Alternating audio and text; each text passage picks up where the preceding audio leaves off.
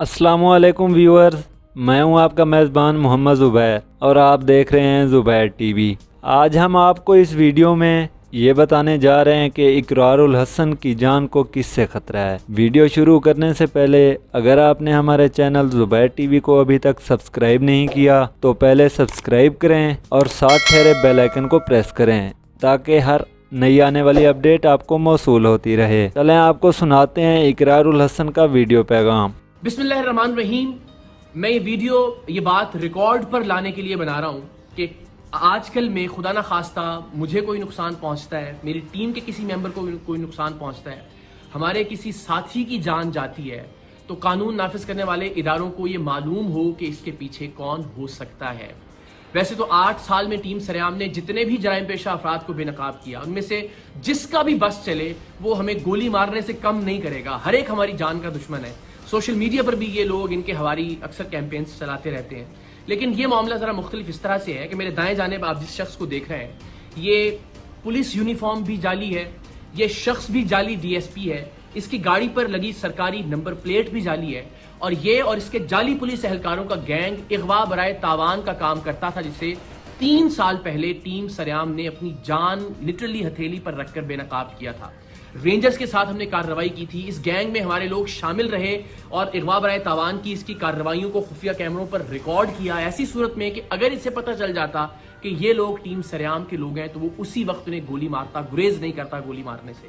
क्योंकि उन्हीं कार्रवाइयों के दौरान जब हम ये खुफिया कैमरे पर रिकॉर्डिंग कर रहे थे, इसने एक लड़की को अगवा करने के दौरान मुजाहमत पर उसे बेझिझक गोली मार दी थी और फिर बाद अज़ां वो अब्बासी शहीद अस्पताल में ज़ेरे इलाज भी रही थी। 3 साल पहले जुलाई ही में हमने इसके खिलाफ कार्रवाई की। रेंजर्स के साथ अंडा मोड़ पर इसका अगवा बराए तावान का जो अड्डा था उसे बेनकाब किया। वहां से 2 लड़कियां और एक शख्स हमें, जिनके हाथ और पैर बंधे हुए थे, लरजते कांपते हुए वहां से बाजियाब करवाए हमने और इस शख्स को रेंजर्स ने गिरफ्तार कर लिया।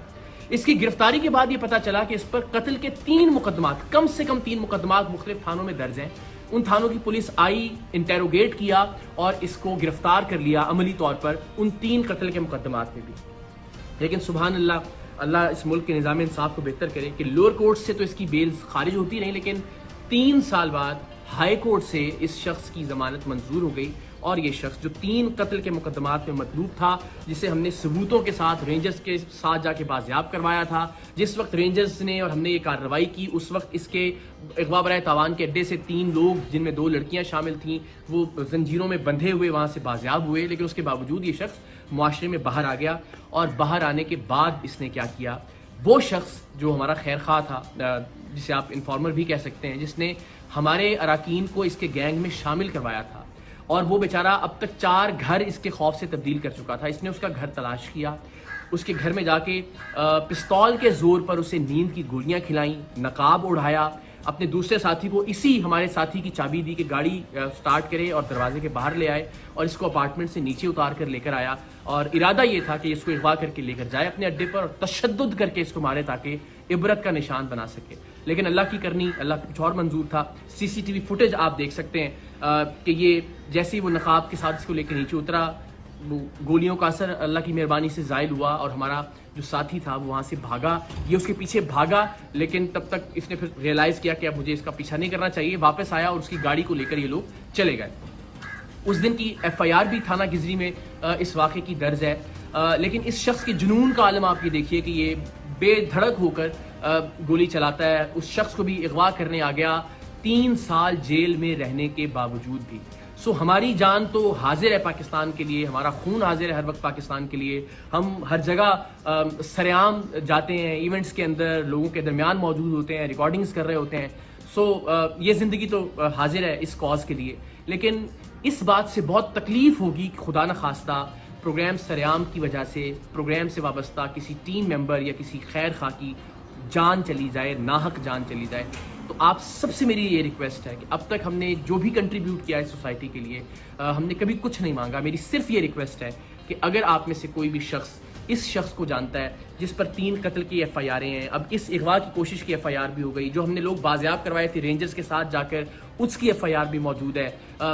اس کے کرائم کے تمام تر ریکارڈنگز بھی موجود ہیں. اگر آپ اس کو جانتے ہیں, اس کے ٹھکانے کے بارے میں جانتے ہیں, تو پلیز پولیس کی ہیلپ لائن پر یا رینجرز کی ہیلپ لائن پر آپ ضرور کال کر کے بتائیے اس شخص کے بارے میں, تاکہ اس کو گرفتار کیا جا سکے. ونس اگین, میری زندگی کا معاملہ نہیں ہے اور نہ ہی میری زندگی کا مسئلہ ہے. اللہ نے چاہا تو ظاہر جرات قبر میں ہے. ہمارا ایمان ہے, ہمارا یقین ہے کہ اسے کوئی ٹال نہیں سکتا.